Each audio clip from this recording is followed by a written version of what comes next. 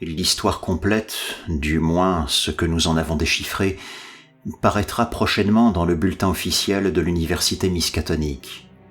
Je voudrais seulement ébaucher ici les points les plus saillants, de façon informelle, par divagation. Mythe ou autre chose, les sculptures nous parlaient de l'arrivée de ces êtres à la tête étoilée, venus du fond de l'espace sur la Terre juste naissante et sans vie, leur arrivée et l'arrivée de bien d'autres entités étrangères qui, à des périodes régulières, s'embarquaient pour des expéditions spatiales pionnières. Ils semblaient capables de traverser l'éther interstellaire grâce à leurs grandes ailes membraneuses, ceci confirmant bizarrement de curieuses légendes des montagnes qui m'avaient été racontées il y a longtemps par un collègue anthropologue. Ils avaient longtemps vécu sous la mer, bâtissant de fantastiques cités et menant de terribles batailles avec des adversaires sans nom au moyen d'appareils complexes requérant des principes énergétiques inconnus. À l'évidence, leur connaissance mécanique et scientifique surpassait de loin celle de l'homme actuellement, même s'ils ne faisaient usage de ces formes répandues et élaborées que lorsqu'ils y étaient obligés. Quelques-unes des sculptures suggéraient qu'ils avaient passé par une étape de vie mécanisée sur d'autres planètes, mais y avaient renoncé, en trouvant l'effet émotionnellement trop contraignant. La rusticité surnaturelle de leur organisation et la simplicité de leurs besoins naturels les rendaient capables d'un haut niveau de vie sans le fruit spécialisé d'usines dédiées, et même sans vêtements, sinon comme protection occasionnelle contre les éléments. C'est sous la mer, d'abord pour se nourrir, puis pour d'autres ambitions, que d'abord ils créèrent la vie terrestre, utilisant des substances qu'ils connaissaient de longue date.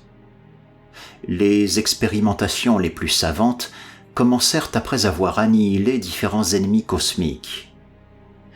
Ils avaient déjà fait la même chose sur d'autres planètes et mis au point non seulement ce qu'il leur fallait pour se nourrir, mais certaines masses protoplasmiques multicellulaires capables sous hypnose de mêler temporairement leurs tissus à toutes sortes d'organes et de se fabriquer ainsi d'idéales esclaves pour les tâches les plus rudes de la communauté.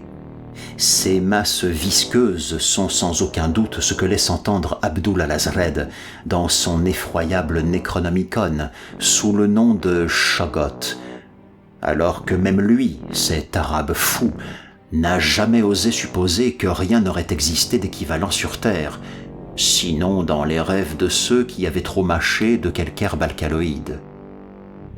Quand les grands anciens à tête étoilée eurent synthétisé sur cette planète leurs formes élémentaires de nourriture et élevé une belle quantité de Shoggoth, ils laissèrent d'autres groupes cellulaires se développer vers d'autres formes de vie animale et végétale pour divers buts, éradiquant toutes celles dont la présence leur semblait préjudiciable. Avec l'aide des Shoggoth, dont l'expansion leur permettait d'atteindre des poids considérables, les petites et basses villes sous la mer grandirent jusqu'à devenir de vastes et imposants labyrinthes de pierres pas très différents de ceux qui plus tard poussèrent sur la terre. Les grands anciens, bien sûr, hautement adaptables, avaient surtout vécu sur la Terre dans d'autres parties de l'univers et probablement retenu nombre de traditions pour des constructions terrestres. Tout en étudiant l'architecture de ces édifices paléogènes, incluant ceux dont nous continuons de traverser les couloirs, morts depuis des éternités, nous étions frappés par une coïncidence curieuse que nous n'avions pas encore tenté d'expliquer, à nous-mêmes y compris. Le haut des édifices, qui nous entouraient dans la ville réelle, s'était bien sûr effondré sous l'érosion en ruines informes, mais était représenté nettement dans les bas-reliefs et montrait de vastes groupes de flèches comme des aiguilles, de délicats faîtages sur certains cônes ou la pointe des pyramides, étageant de minces disques horizontaux coiffant les hampes cylindriques.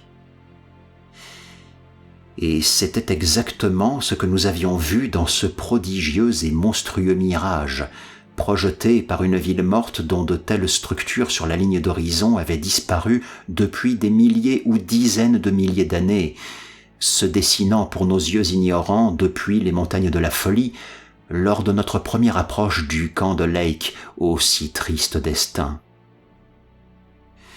De la vie des grands anciens, à la fois sous la mer et une fois qu'une partie d'entre eux a migré sur la terre, on pourrait écrire des volumes. Restés dans les eaux superficielles, ceux-là avaient conservé le plein usage de leurs yeux à l'extrémité des 5 principaux tentacules de leur tête et avaient pratiqué les arts de la sculpture et de l'écriture à la façon habituelle, l'écriture effectuée au stylet sur des surfaces cirées hydrofuges. Ceux qui s'étaient enfoncés dans les profondeurs des océans, même s'ils faisaient usage d'un curieux organisme phosphorescent pour se procurer de la lumière, mêlèrent à leur vision d'obscurs sens spécialisés mobilisant les cils prismatiques de leur tête, des sens susceptibles de rendre les grands anciens partiellement indifférents à l'absence de lumière lors de situations graves. Leur forme de sculpture et d'écriture avait curieusement changé durant cette migration vers les fonds, impliquant certains processus chimiques dans l'apparence de leur peau, probablement pour perpétuer cette luminescence, que les bas-reliefs ne nous permettaient pas d'expliquer clairement. Ces êtres se déplaçaient dans les eaux soit en nageant, utilisant les facultés crinoïdes de leurs membres, soit en ondulant avec le tiers inférieur de leurs tentacules au niveau du pédoncule, et ils étaient éventuellement capables aussi d'effectuer de longues descentes en piqué avec l'aide auxiliaire d'un ou 2 jeux de leurs longues ailes. Ceux qui migrèrent sur Terre se déplaçaient avec leurs pédoncules, mais souvent s'envolaient à de grandes hauteurs ou pour de longues distances avec leurs ailes. Les nombreux et souples tentacules dans lesquels se fixaient les bras crinoïdes étaient infiniment délicats, flexibles, forts et précis dans leur coordination nerveuse et musculaire, autorisant la plus extrême habileté et dextérité dans toutes les opérations artisanales ou artistiques. L'endurance de ces êtres était quasiment incroyable. Même les terrifiques pressions des plus profondes fosses marines apparaissaient insuffisantes à leur nuire. Très peu semblaient mourir, sinon par violence, et leur terrain d'inhumation était très restreint. Le fait qu'ils couvraient leurs morts, inhumés verticalement, de monticules décorés à 5 branches, provoqua pour Danforth et pour moi de nouvelles pensées qui nous contraignirent à une pause et un temps de récupération après que les sculptures nous l'eurent révélé. Ils se reproduisaient au moyen de spores, comme tous les ptéridophytes végétaux, ainsi que Lake l'avait suggéré, mais en raison de leur prodigieuse résistance et longévité, et ce qui en résultait de l'absence d'un vrai besoin de renouvellement, ils n'encourageaient pas le développement à large échelle de nouveaux thalles ou prothalles, sinon lorsqu'ils avaient de nouveaux territoires à coloniser. Les jeunes grandissaient rapidement et recevaient une éducation évidemment au-delà de tout standard que nous puissions imaginer. La vie intellectuelle et esthétique dominante était hautement évoluée et avait produit un ensemble tenace et endurant de mœurs et d'institutions que je décrirai plus exhaustivement dans ma monographie à venir, variant légèrement selon la mer ou la terre de résidence, mais ayant les mêmes fondations et fondamentaux. Même si capables comme les végétaux de trouver à se nourrir dans les substances inorganiques, ils préféraient de loin la nourriture organique et particulièrement animale. Ils mangeaient cru ce que leur fournissait la vie sous-marine, mais sur terre cuisaient leur viande. Ils chassaient et élevaient des troupeaux, qu'ils abattaient avec des armes tranchantes dont les marques sur certains os fossiles avaient tant surpris notre expédition. Ils résistaient merveilleusement aux températures ordinaires et dans leur état naturel pouvaient vivre dans l'eau jusqu'à sa température de gel. Quand, il y a environ 1 million d'années, survint le grand refroidissement du Pléistocène, les occupants des terres eurent à prendre des mesures spécifiques pour se chauffer artificiellement, au moins jusqu'à l'arrivée des froids mortels qui semblent les avoir poussés à revenir à la mer. Pour leur vol d'avant toute histoire à travers l'espace cosmique, dit la légende, ils avaient absorbé certains produits chimiques et étaient devenus quasiment indépendants de la nourriture, de la respiration ou des conditions de froid et de chaleur. Mais quand ces grands froids étaient venus, ils en avaient perdu toute trace de la méthode.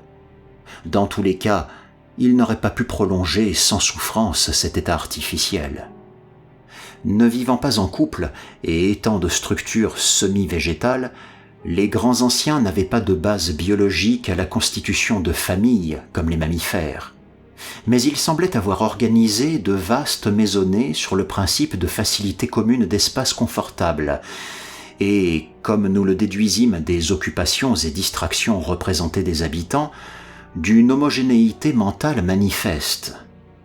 En aménageant leurs repères, ils installaient tout au centre de salles gigantesques, laissant libre le reste de l'espace pour leurs occupations décoratives. L'éclairage, pour ce qui est des habitations terrestres, était probablement fourni par des appareils électrochimiques. Aussi bien sur Terre que sous la mer, ils utilisaient de curieuses tables, chaises et couches de forme cylindrique, puisqu'ils se reposaient et dormaient debout avec leurs tentacules pendants, et des étagères pour les ensembles pivotants de surface piqués de points qui constituaient leurs livres. Leur gouvernement était évidemment complexe et de nature probablement socialiste, bien qu'aucune certitude à cet effet ne puisse être déduite des sculptures que nous avons vues. Le commerce était extensif, à la fois sur place et entre des villes différentes.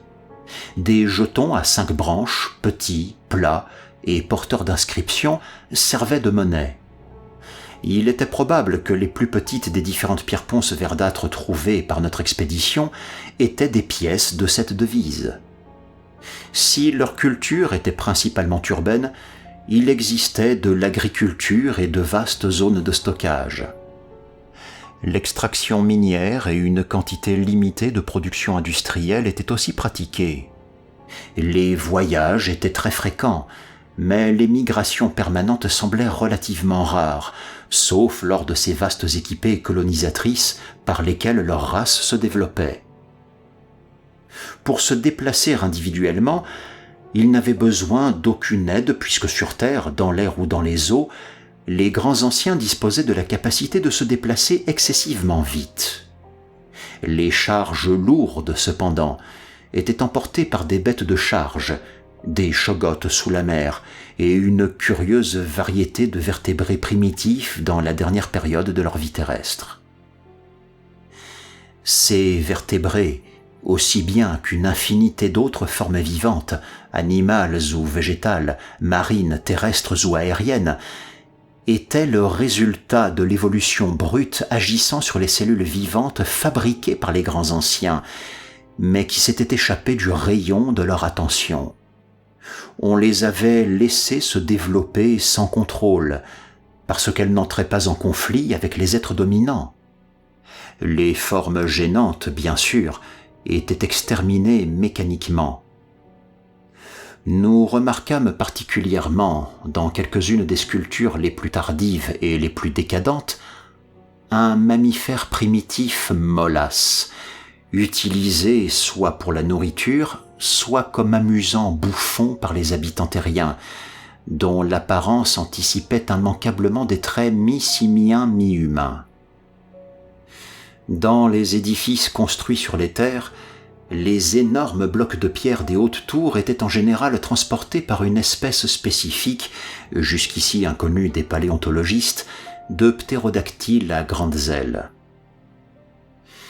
La persistance avec laquelle les grands anciens survécurent à divers changements géologiques et convulsions de la croûte terrestre avait quelque chose de miraculeux. Même si très peu ou aucune de leurs premières cités ne semblait avoir survécu au-delà de l'ère archéenne, cela n'induisit pas d'interruption dans leur civilisation ou dans la transmission de leur mémoire. Le premier lieu où ils s'installèrent sur la planète, ce fut l'océan Antarctique, ce qui tendrait à établir qu'ils sont arrivés peu après que la matière formant la Lune s'est détachée de l'océan Pacifique voisin. À se fier à l'une de leurs cartes sculptées, le globe entier était alors sous la mer, et les cités de pierre se dressaient de plus en plus loin de l'Antarctique à mesure que les éternités se succédaient. Une autre carte montrait une vaste étendue de terre sèche autour du pôle sud, qui rendait évident que certains de ces êtres tentèrent de s'y établir de façon expérimentale, même si leurs principaux centres restaient immergés dans les plus proches fosses marines. Des cartes plus tardives, qui montraient cette terre révulsée et craquelée, et dont certains fragments s'étaient détachés vers le nord, confirmaient de façon frappante les théories de dérive des continents avancées récemment par Taylor, Wegener et Joly. Avec l'élévation du niveau des terres dans le Pacifique Sud, des événements considérables survinrent. Quelques-unes des cités sous-marines furent détruites sans remède, encore que ce ne fût pas la pire des infortunes. Une autre race, une race d'êtres terriens qui ressemblaient à des pieuvres et correspondait probablement à la fabuleuse progéniture de Cthulhu, commença à s'infiltrer depuis l'éternité cosmique et engendra une guerre monstrueuse qui pendant un temps rejeta complètement les grands anciens à la mer, un choc colossal au regard de leurs grandissantes implantations terriennes. On conclut plus tard un armistice, et les terres nouvellement émergées furent laissées aux enfants de Cthulhu, tandis que les grands anciens se réservaient les mers et les plus anciennes terres. Ils fondèrent alors de nouvelles villes, la plus grande d'entre elles en Antarctique, puisque cette région de leur première arrivée leur était sacrée.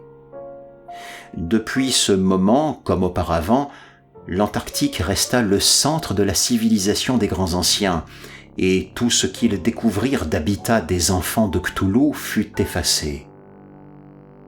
Alors, brutalement, les terres du Pacifique sombrèrent de nouveau, emportant avec elles l'effrayante ville de pierre qu'on nommait R'lyeh et toutes les pieuvres cosmiques.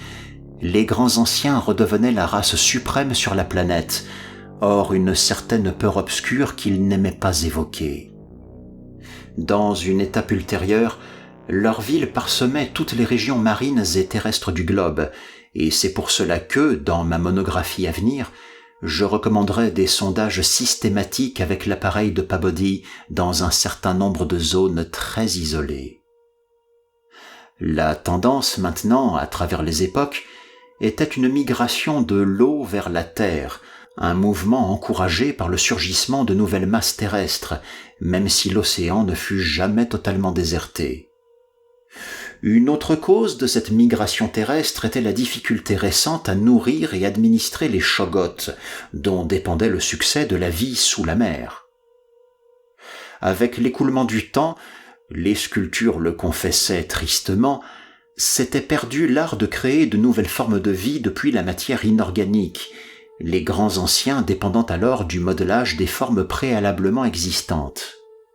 Sur Terre, on pouvait aisément s'accommoder des grands reptiles, mais les Shoggoths de la mer, qui se reproduisaient par fission et avaient acquis un dangereux degré d'intelligence, présentaient désormais un formidable problème. Les grands anciens les avaient toujours contrôlés par suggestion hypnotique et avaient modelé depuis leur rustique plasticité de très utiles membres et organes temporaires. Mais leur capacité désormais à se modifier eux-mêmes s'exerçait de façon indépendante et dans différentes formes à l'imitation de celles implantées par les anciennes hypnoses. Ils avaient, semble-t-il, développé un cerveau semi-stable, dont la volonté rebelle, autonome et intermittente faisait écho aux volontés des grands anciens, mais sans toujours leur obéir. Des images sculptées de ces Shoggoths nous remplissaient, Danforth et moi, d'horreur et de dégoût. C'étaient dans leur état normal des entités sans forme, composées d'une gelée visqueuse qui ressemblait à des bulles agglutinées, constituant une sphère d'un diamètre moyen de 5 mètres. Ils étaient cependant susceptibles de changer constamment de forme et de volume, capables de développer temporairement ou de fabriquer des organes apparents pour la vue, l'ouïe et la parole à l'imitation de leur maître, soit spontanément, soit sous hypnose. Ils semblaient être devenus particulièrement réfractaires vers le milieu de l'ère permienne, il y a peut-être 50 millions d'années, quand les grands anciens maritimes durent mener contre eux une véritable guerre de nouvel assujettissement. Des images de cette guerre et de la façon dont les Shoggoths abandonnaient typiquement leurs victimes assassinées sans tête et réduites à l'état de boue induisaient un terrible effet de peur en dépit des abîmes de temps sans nombre qui nous en séparaient. Les grands anciens avaient créé de curieuses armes perturbant l'arrangement moléculaire des entités rebelles et avaient remporté à la fin une victoire complète. Les sculptures montrant cette période-là figuraient les Shoggoths domptés ou brisés par des grands anciens, tout comme les chevaux sauvages de l'Ouest américain sont domptés par les cow-boys. Même si, pendant leur rébellion, les Shoggoths avaient prouvé leur capacité à vivre hors de l'eau, cette transition n'avait pas été encouragée. Leur inutilité sur Terre aurait été difficilement en rapport avec la difficulté de les administrer. Pendant l'ère jurassique, l'adversité pour les grands anciens prit à nouveau la forme d'une invasion de l'espace sidéral, cette fois par des créatures mi-champignons, mi-crustacées d'une planète identifiable aujourd'hui comme la lointaine et récemment découverte Pluton. Des créatures incontestablement les mêmes que celles évoquées dans certaines légendes des montagnes du Nord, et dont on se souvient dans l'Himalaya comme les Mi-Go, ou abominables hommes des neiges. Pour les combattre, les grands anciens tentèrent, pour la première fois depuis leur arrivée sur Terre, une nouvelle échappée dans l'éther planétaire. Mais en dépit de tous les préparatifs traditionnels auxquels ils se livrèrent, il leur fut impossible de quitter l'atmosphère terrestre. Quel qu'ait pu être le vieux secret des voyages interplanétaires, leur race l'avait définitivement perdu. Et finalement, les Mi-Go repoussèrent les grands anciens en dehors de tous les territoires du Nord, même s'ils étaient impuissants à déloger ceux qui vivaient sous les mers. Peu à peu s'amorça la lente retraite de la vieille race vers son habitat antarctique original. Il était curieux de constater, d'après les batailles représentées, que les enfants de Cthulhu, comme les Mi-Go, semblaient les uns et les autres avoir été composés d'une matière très différente de celle dont nous savions quelle était la substance des grands anciens. Ils étaient capables de subir des transformations et des réintégrations impossibles à leurs adversaires, et semblaient pour cela venir originellement de golfes cosmiques encore plus éloignés de l'espace. Les grands anciens, si ce n'est leur robustesse anormale et leur propriété vitale singulière, étaient strictement matériels et devaient avoir leur première origine dans la continuité de l'espace-temps connu, là où la première origine des autres créatures pouvait seulement être devinée en retenant son souffle. Tout cela, bien sûr, en assumant que les relations non terrestres et les anomalies représentées pour tromper leurs envahisseurs ennemis ne sont pas pure mythologie. Il est parfaitement concevable que les grands anciens aient inventé cette trame cosmique pour excuser leurs occasionnelles défaites et que l'intérêt historique et leur amour-propre en déterminaient évidemment le principal élément psychologique. Il est significatif que leurs annales ne révèlent rien de beaucoup d'espèces d'êtres avancés et organisés, dont les puissantes cultures et les villes fortifiées reviennent obstinément dans certaines légendes obscures. Les états changeants du monde au long des ères géologiques transparaissaient avec une vigueur surprenante dans bien des cartes ou décors sculptés. Dans certains cas, nos sciences actuelles auraient à être révisées, tandis que dans d'autres cas, nos spéculations d'aujourd'hui sont magnifiquement confirmées. Comme je l'ai dit, les hypothèses de Taylor, Wegener et Joly, comme quoi tous les continents sont des fragments de la masse terrestre antarctique originale, s'éloignant les uns des autres en glissant sur une surface intérieure techniquement plus visqueuse, une hypothèse suggérée par de telles choses que les silhouettes complémentaires de l'Afrique et de l'Amérique du Sud, et la façon dont les grandes chaînes de montagnes ont jailli et se sont dressées, recevait une confirmation frappante de cette source imprévue.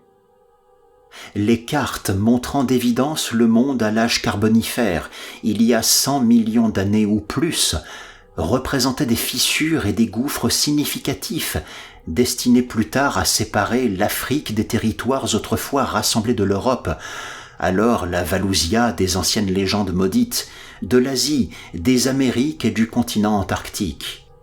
D'autres cartes, et plus significatives encore, l'une en relation avec la fondation, il y a 50 millions d'années, de la cité morte qui nous entourait, montraient tous les continents d'aujourd'hui bien différenciés.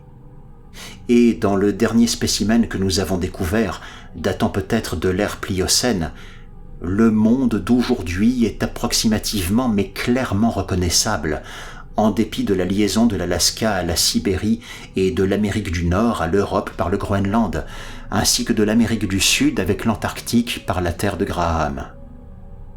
Dans la carte du Carbonifère, sur la totalité des fonds marins du globe-océan et de la partie émergée des terres, figuraient les symboles des vastes villes de pierre des grands anciens, et la récession vers l'Antarctique devenait plus manifeste dans les dernières.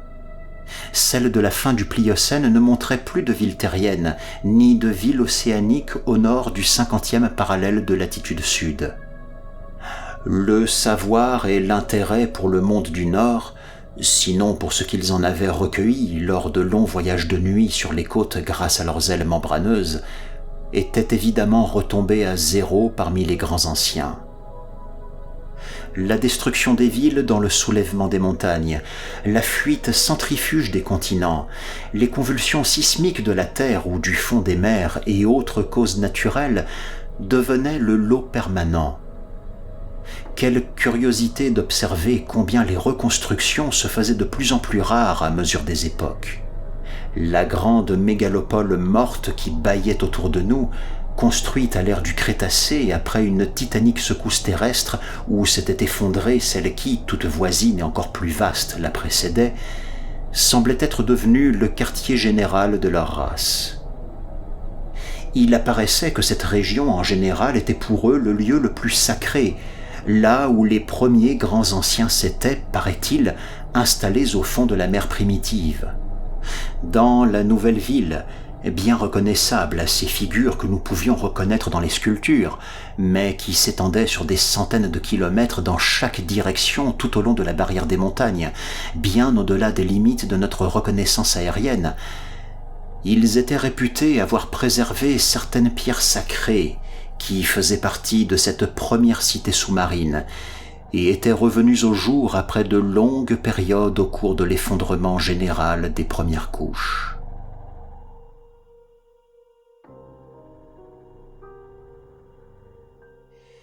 Naturellement, Danforth et moi-même étudions avec un intérêt tout spécial et un sentiment personnel d'admiration et de crainte les environs immédiats de ce que nous traversions. De ce matériel, il y avait naturellement sur place grande abondance, et dans la confusion du niveau de base de la ville, nous fûmes assez heureux pour découvrir un habitat de l'époque la plus tardive dont les murs, même si en partie atteints par une fissure proche, abritaient des sculptures d'un artisanat décadent mais retraçant l'histoire de la région bien au-delà de la période de la carte du Pliocène qui nous avait permis d'échafauder notre aperçu général de la fin de ces temps préhumains. Et c'est le dernier endroit que nous pûmes explorer en détail, puisque ce que nous y trouvâmes nous imposa dans l'immédiat un nouvel objectif. Certainement, nous étions dans un des points les plus étranges, sauvages et terribles du globe terrestre. De tous les pays existants, celui-ci était infiniment le plus ancien. Et la conviction nous venait progressivement que ce hideux plateau devait bien sûr être le Leng fabuleux dont même l'auteur fou du Necronomicon ne parlait qu'avec répugnance. La grande chaîne de montagnes était considérablement longue, partant à son extrémité basse de la terre de Luitpold sur la côte de la mer de Weddell et traversant à peu près le continent tout entier. La partie vraiment haute se dressait dans un arc partant de 82 degrés de latitude et 60 degrés de longitude est, jusqu'à 70 degrés de latitude et 115 degrés de longitude est, dont le côté concave faisait face à notre camp, et finissant sur la mer par cette longue côte barrée par la banquise, décrite par Wilkes et Manson le long du cercle polaire antarctique.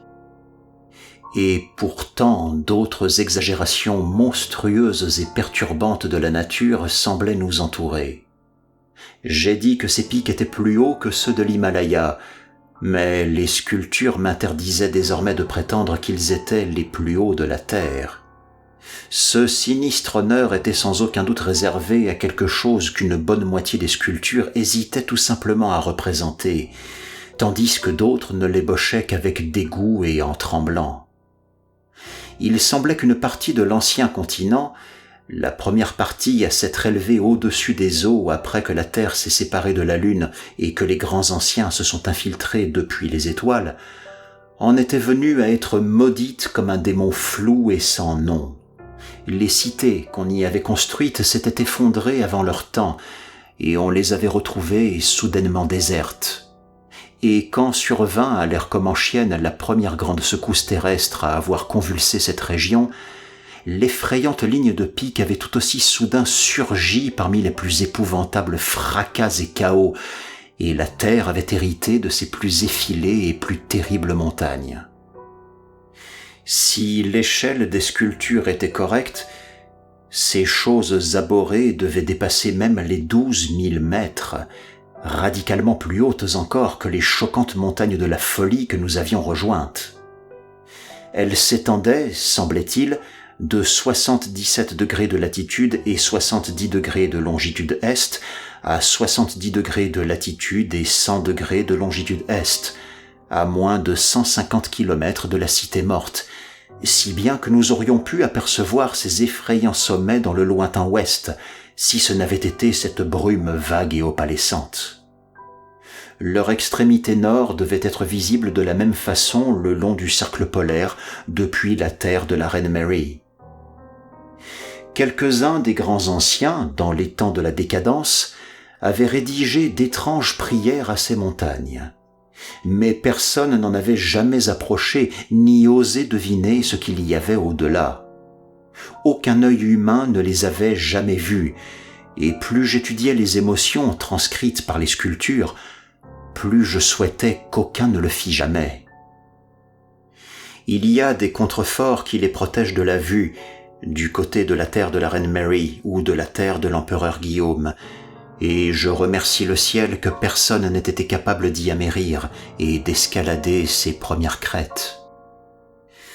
Je ne suis pas si sceptique à l'égard des vieilles peurs et légendes que je l'étais, et je ne ris plus maintenant de cet art des sculpteurs préhumains à installer çà et là des éclairs figés, de façon significative sur chacun des pics dominants, à représenter ces reflets inexpliqués depuis un de ces terribles sommets tout au long de la longue nuit polaire. Il y a peut-être une très réelle et très monstrueuse signification aux allusions du vieux pnacotique à propos de Kadat dans l'immensité froide. Mais ce qui nous entourait immédiatement était à peine moins étrange, même si moins maudit que la terre sans nom. Bientôt après la fondation de la ville, la grande barrière de montagne devint le siège des principaux temples, et bien des sculptures montraient quelles grotesques et fantastiques tours s'étaient élancées dans le ciel, là où nous ne voyions plus maintenant que des enchevêtrements de cubes et de remparts. Au cours des âges, les grottes s'étaient formées et avaient été aménagées comme annexes des temples. En progressant encore dans les époques, les veines calcaires de la région avaient été creusées par les eaux souterraines, et les montagnes, leurs contreforts comme les plaines à leurs pieds, étaient devenues un véritable réseau de cavernes et galeries toutes reliées. Beaucoup de schémas sculptés racontaient les explorations du sous-sol profond et leur découverte finale de la mer Stygienne, sans soleil, où se perdaient les entrailles de la terre. Cet immense golfe de ténèbres était indiscutablement alimenté par la grande rivière qui s'écoulait de ces horribles montagnes sans nom tout à l'ouest et qui avait initialement contourné la base de la barrière des grands anciens pour se jeter au pied de cette chaîne dans l'océan Indien, entre la terre de Budd et le glacier Totten sur la côte de Wilkes. La grande rivière avait peu à peu mangé sa base de calcaire dans le coude, Puis enfin, son propre flot avait rejoint les cavernes d'eau souterraines et les avait grossis pour creuser plus profondément les abysses. Finalement, toute sa masse s'était vidée dans les contreforts minés et avait laissé à sec son ancien lit vers l'océan. La plus grande partie de cette ville que nous découvrions avait été construite plus tard, au long de cet ancien lit. Les grands anciens, comprenant ce qui était arrivé et y trouvant nouvel aliment à leur goût artistique éprouvé, avaient sculpté comme des pylônes ornés ces piliers dans la montagne là où le grand flot entamait sa descente dans l'obscurité éternelle. Cette rivière, autrefois enjambée par nombre de nobles ponts de pierre, était d'évidence celle dont nous avions survolé le lit asséché avec notre avion. Sa position, selon les différentes sculptures de la cité, nous aidait à nous orienter nous-mêmes dans le paysage tel qu'il avait été au cours des différentes et longues étapes connues par la région, et dans son histoire depuis tant d'éternités mortes. Nous étions désormais capables de dessiner une carte sommaire mais soigneuse de ses repères les plus marquants, places, grands bâtiments et ainsi de suite, pour servir de guide à de futures explorations. Nous pouvions peu à peu reconstruire par l'imagination la même chose stupéfiante qu'elle avait été il y a 1 million ou 10 millions ou 50 millions d'années, tant les sculptures nous disaient exactement ce que ces bâtiments dans ces montagnes et ces zones, leurs environs et paysages, avaient été dans la luxuriante végétation tertiaire. Et que cela avait dû être d'une beauté mystique et merveilleuse, et plus j'y pensais, plus j'oubliais cette lourde sensation d'oppression sinistre dont cette ville d'âge inhumain, massive et létale, et aussi éloignée dans son crépuscule glaciaire, avait lourdement imprégné mon esprit. À en croire certaines sculptures, les citoyens de cette ville avaient eux-mêmes subi cette étreinte d'une terreur oppressive.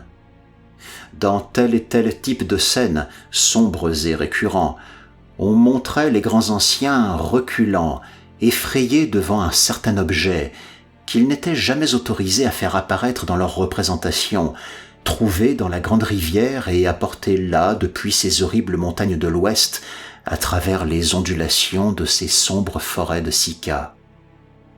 C'est seulement dans cet habitat parmi les plus tardivement construits et ces sculptures décadentes que nous perçûmes quelque état de l'ultime calamité qui avait mené à la désertion de la ville. Indubitablement, il avait dû y avoir bien d'autres sculptures de cette période-là ailleurs, même en tenant compte de leur énergie affaiblie et des aspirations d'une période incertaine et menacée. Et bien sûr, les preuves certaines d'une existence de ces autres sculptures nous parvinrent peu après. Ce fut cependant le seul et unique ensemble que nous rencontrâmes indirectement. Nous comptions l'étudier de plus près un peu plus tard, mais comme je l'ai dit, les nécessités immédiates nous dictèrent un nouvel objectif. Il avait dû néanmoins exister une limite, une fois fini tout espoir de longue occupation future du lieu, rien n'avait pu enrayer le total arrêt de sa décoration murale. Le coup final, bien sûr, fut l'arrivée du grand froid qui peu à peu se saisit de toute la terre et qui n'a jamais cessé sur l'épaule au destin maudit, le grand froid qui, à l'autre extrémité du monde, mettait fin au légendaire domaine de l'Omar et de l'Hyperborée. À quelle période cela se confirma dans l'Antarctique, il serait hasardeux de l'énoncer en données précises. De nos jours, nous plaçons en général le début de la grande période glaciaire à environ 500 000 années avant nous, mais le réel abandon de la ville a dû se terminer longtemps avant ce que nous estimons être ce début du Pléistocène, il y a 500 000 ans, tel que l'a partout enregistré la surface de la Terre. Dans ces sculptures de la période décadente, il y avait partout des signes d'une végétation plus rare et d'une décroissance de la vie naturelle dans ce qui entourait les grands anciens.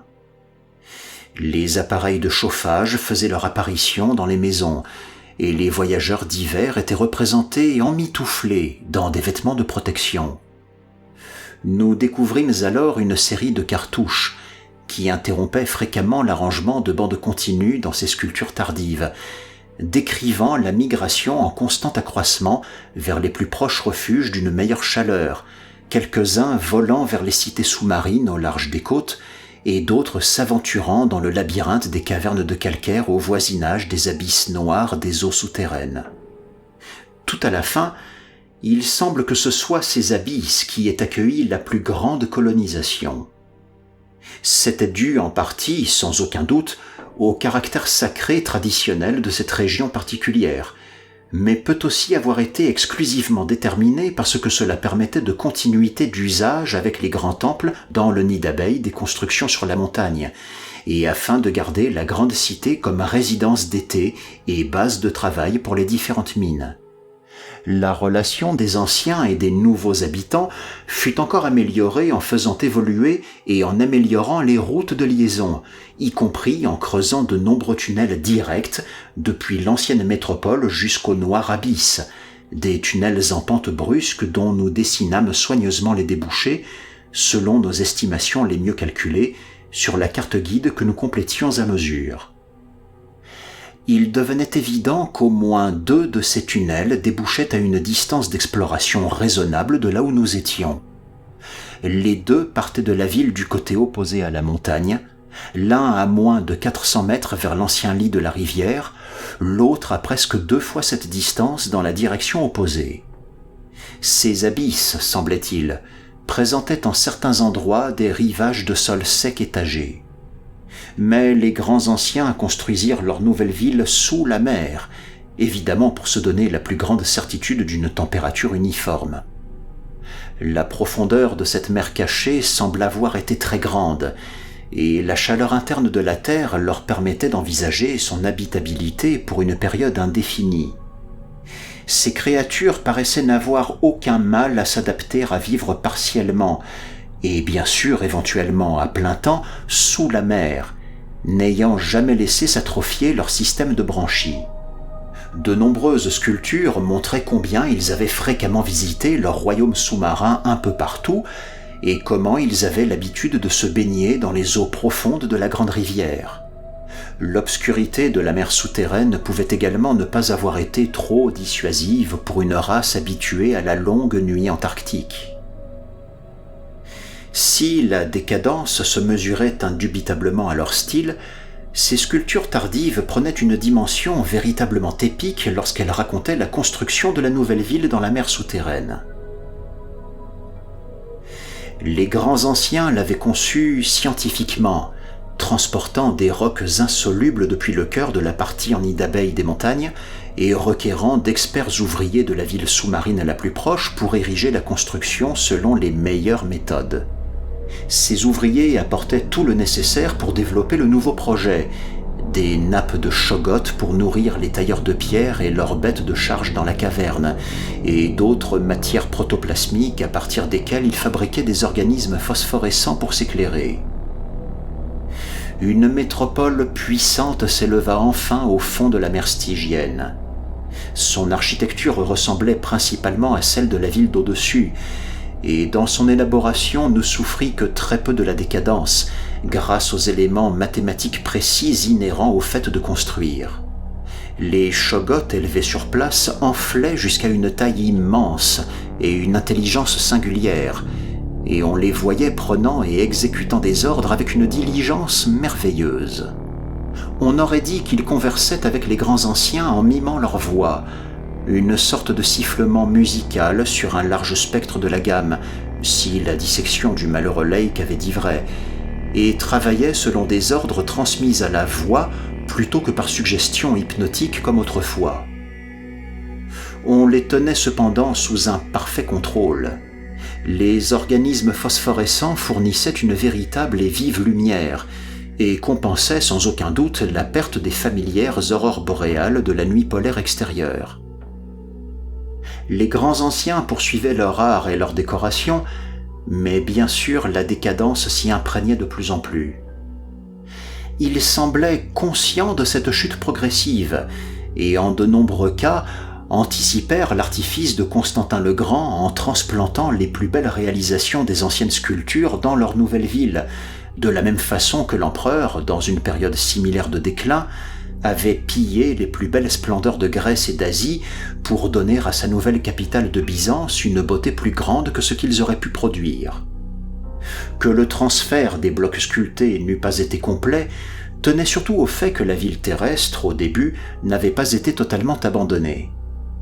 Quand le moment de l'abandon total fut venu, et il eut certainement lieu avant que le Pléistocène glaciaire ait fini de s'imposer, les grands anciens s'étaient peut-être accoutumés à leur art décadent ou avaient cessé de reconnaître le mérite supérieur des sculptures anciennes. En aucun cas les ruines autour de nous, dans leur silence éternel, n'avaient eu à subir vol ou déprédation, même si toutes les statues non fixées, comme les autres choses transportables, avaient été enlevées. Les cartouches et les plaintes de la décadence racontant l'histoire de cette période furent, comme je l'ai dit, les derniers que nous pûmes découvrir lors de notre excursion limitée. Ils nous montraient les grands anciens faisant la navette entre la ville terrestre l'été et celle de la mer souterraine l'hiver, et parfois commerçant avec les villes du fond de la mer loin des côtes antarctiques. À ce moment, la ruine finale de la ville terrestre avait dû être consommée, puisque les sculptures livraient bien des exemples d'empiètement du froid agressif. La végétation déclinait, et les terribles neiges de l'hiver ne fondaient jamais totalement, même l'été. Le cheptel de grands sauriens avait quasiment disparu, et les mammifères ne semblaient pas en bonne condition non plus. Pour continuer le travail dans le monde du dessus, il devint nécessaire d'adapter à la vie terrestre quelques-uns des chogotes, amorphes et curieusement résistants au froid, une chose à laquelle les grands anciens étaient réticents. La grande rivière était morte maintenant, et la mer avait perdu tous ses habitants, hors les phoques et les baleines. Tous les oiseaux avaient disparu, à part ces grands et grotesques manchots.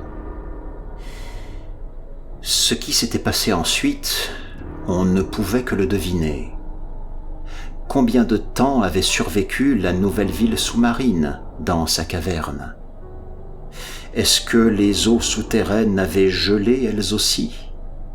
À quel destin avaient été livrées les villes du fond des mers? Est-ce que certains des grands anciens avaient migré plus au nord, hors de l'emprise des glaces? La géologie existante ne montrait aucune trace de leur présence. Est-ce que les effrayants Migos étaient encore une menace dans les lointains royaumes du Nord? Qui pourrait être sûr de qui était ou n'était pas resté, même jusqu'à nos jours, dans ces abysses sans lumière et sans fond, plus profonds que les plus profondes eaux de la terre? Ces choses semblaient avoir été capables de s'accommoder de n'importe quelle condition de pression, et les pêcheurs avaient parfois remonté d'étranges objets de la mer.